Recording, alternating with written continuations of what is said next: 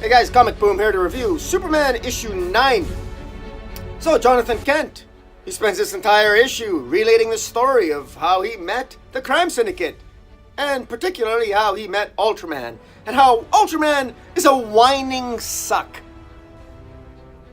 And that's pretty much it. And then it ends the issue with him escaping Ultraman, escaping from a volcano, and throughout all that, doesn't bother to tell, while he's relaying this story to his parents, Superman and Lois Lane, he doesn't bother to tell them how long he's been gone, how long he was on the crime syndicate Earth.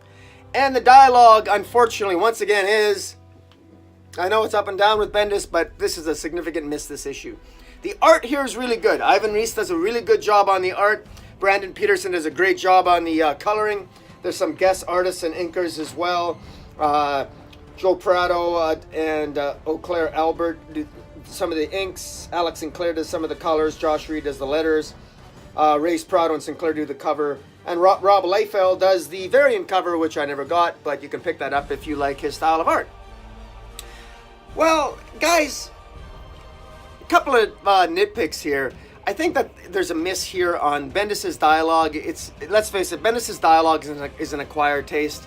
Superman, I'm still not used to. We're 9 issues in with Superman, and we're about the equivalent number of issues in on Action Comics, and I'm not buying it. It's not Superman. Lois Lane is not acting like Lois Lane. Jon Kent is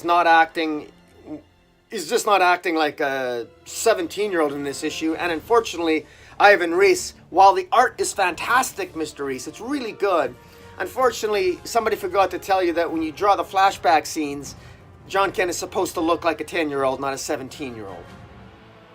There's a difference, and unfortunately, you really squandered that, and so you blew that. So even though your art's really good, either you didn't read the script right, or Bendis never bothered to tell you or remind you in the script that you're supposed to be drawing a 10-year-old. When Jonathan Kent is on Crime Syndicate Earth, he is drawn like a 17-year-old, and it just doesn't work. The narrative doesn't flow very well. It's just not very well written, quite frankly. The art's beautiful. The two don't jive very well, and the type of facial expressions that I think Bendis is requiring Ivan Reis to draw, Ivan Reis is not drawing them right, or something is missing here. There's some miscommunication here. This isn't a particularly good combination in this particular issue for the story that Bendis wants to tell, and the art. Now, it starts off with Superman having his dream time. Superman literally dreams standing up. In the early 1970s, there was this idea that Superman needs his dream time. I remember reading an old, I think it was after the Silver Age, it was a Bronze Age tale where Superman, it was established that Superman needs his dream time. So that even though Superman doesn't technically need to sleep, he needs to be able to have his dream time so his mind can relax, sort of like to meditate. Every now and then, you need, with all the noise and action going on in Superman's life, he needs to quiet the mind. He needs his downtime every now and then, or dream time as they called it. Leave it to Bendis to complicate matters by referencing Batman, that Batman needed to tell Batman needed to tell Superman that his subconscious needs some stage time once in a while, is the way Batman told Superman, as if Superman couldn't figure that out himself. Once again, Superman portrayed like a moron. In any event, so Superman zones out, and the first, so many pages, Superman is zoning out and dreaming about the House of El reuniting with the House of Zod. Beautifully drawn again, but he zones out at a time right when his son that he hasn't seen in how long, who comes back looking 7 years older, he zones out at a really odd time. The dialogue doesn't work. The dialogue, the exchange and the conversations between Lois, Superman, and Jon Kent, I don't think they work very well. They don't flow. This is a very up and down read. It's so frustrating. It's like listening to 3 mental invalids try to have a conversation with each other. They actually all sound like they're the same age, and it's just badly written. Jon Kent is apparently 17 years old. He's more concerned about enjoying his food and eating at the Fortress of Solitude than actually being truthful with his parents that he hasn't seen in his time in 7 years. He doesn't seem to be upset about it. He doesn't really seem to be, he's not acting like a kid who hasn't seen his parents in 7 years. He doesn't seem particularly emotional about it. And And Bendis doesn't seem to be particularly concerned about writing any emotion for Jon Kent. And even if he did, I question whether or not Ivan Reis would be up to the task of actually drawing the facial expressions necessary for that to take effect. There are some facial expressions here. There's one in particular by Lois at the end of a conversation that I challenge anyone to know what the hell she's looking at or what is she doing. I don't know. This dialogue is it's borderline cringeworthy at times. It's really bad. Suffice to say, it's tolerable. You can get what they're going at. All Lois and all Jon's parents want is says, Jon, how long were you on Crime Syndicate Earth? Is that a tough question? 1 year, 2 years, 3 years? Just answer the question.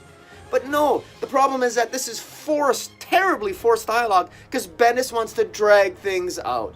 And so it's bad enough that dialogue is horrible, but it's worse when you're taking bad dialogue and you're deliberately making the characters not answer common sense questions in combination with the bad dialogue. It just doesn't work. Now, there's a couple of visual experiments, you could call them, that do work in this issue in a sense. Jon Kent relays when he's on Crime Syndicate Earth. Ultraman hides him in a volcano, and then he's sort of imprisoned in this volcano where his powers are lessened, and so Ultraman comes and seems to use Jon Kent as almost like a sounding board, or he confides in Jonathan Kent almost like a cheap psychologist. So, and Jon Kent, when he's relaying this story to his parents, he's saying, yeah, Dad, and Ultraman, he just wouldn't shut up. He kept talking and talking and talking, I mean, this is Ultraman we're talking about. Ultraman. I mean, we're talking Ultraman. Earth, from, JLA. Now, it was JLA Earth 2. There's different incarnations of the Crime Syndicate. The best one was Grant Morrison's JLA Earth 2. In fact, the Crime Syndicate is on Earth 3, at least in the New 52 era. And they were a kick-ass Earth. Now, of course, they died. They were killed. Ultraman was killed, and so was Owlman at the end of Darkseid War. That appears, though, not to be. They appear to be resurrected. I don't know how they can still exist. That's not explained because Bendis. And I don't know. When Jon Kent went through the wormhole, did he go to a time before the New 52, before the Darkseid War? But did the Darkseid War even now happen in this new rebirth era, which isn't really a rebirth era in DC? There's a lot of confusion here. Unfortunately, Bendis, just like over in Wonder Comics and Young Justice, and just like in Action, he's not explaining any of this. We don't know what's going on. Doesn't seem to care. He dangles things in front of you and then runs along and jumps to a different plot point and doesn't bother answering other plot points. Unfortunately, so far he's doing exactly what he did at Marvel, and it's frustrating. I like his action. I like his action comics. There's some potential there. But this Superman is so frustrating. But in any event, there's a page here where Jonathan Kent is talking to Ultraman. It's got a beautiful picture of Ultraman drawn by Ivan Reis, but it's covered up by a bunch of caption and word balloons, and or caption boxes to convey the fact that I think that Jon Kent was basically ignoring him, and everything Ultraman was saying was going in one ear and out the other, and. So that was an interesting thing. Unfortunately, it probably could have been done with fewer caption boxes, so we could maybe have appreciated Ivan Reis's art more. But that's maybe a nitpick. But so there's some interesting visual experiments at play in the comic. I'll give it that. Unfortunately, what it did to Ultraman is inexcusable. Ultraman, I never thought of Ultraman like a whining suck. I never want to see Ultraman again. I don't want Bendis to write the Crime Syndicate. I would never want to go to the Crime Syndicate Earth, because apparently they're all really a bunch of whining sucks. They whine and whine and whine. That's all they do. Why would I want to go there? They're not evil. They're not kick-ass. They're just whining. This is an embarrassing. This is an insult. If you like the Crime Syndicate, you won't like it after reading this issue. This issue ends with Jonathan escaping the volcano. Again, unexplained. He's not supposed to have his powers. He's supposed to have lost his powers. He's in a volcano for a significant period of time, so it's implied. It's never outright said. There's no sunlight. He shouldn't have any of his superpowers, so it doesn't make sense how he could have escaped. None of that makes any sense. And Then he ends up going to the Crime Syndicate satellite where he runs into his Superwoman, who looks exactly like Lois Lane, because Superwoman of the Crime Syndicate is the Lois Lane equivalent on the Crime Syndicate Earth, which was the old Earth 3 that was destroyed in prior to the beginning of Darkseid War, which we don't know if it actually happened. So, still with me? Yeah, whatever. In any event, I got it. Like I said, I'm up and down with Bendis. I'm enjoying some of his stuff with action, but man, this is just, it's cringeworthy stuff.